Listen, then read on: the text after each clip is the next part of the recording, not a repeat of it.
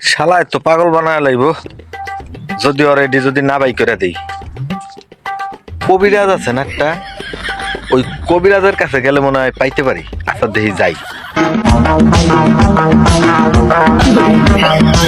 বাবা আপনার কাছে একটা আবদার নিয়ে আইছিলাম বাবা।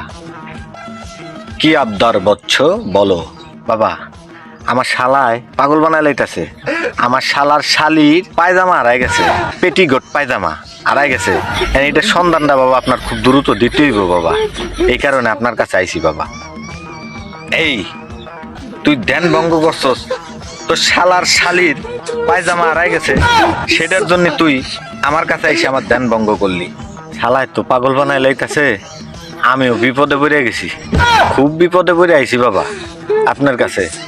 আপনার ধ্যান ভাঙি নাই বাবা, আপনার কাছে অনেক কষ্ট করে আইছি বাবা, খুব বিপদে পড়ে আইছি বাবা। এই জন্য কি তুই আমার ধ্যান ভাঙবি? একটু দেখেন না বাবা আমার বিষয়টা।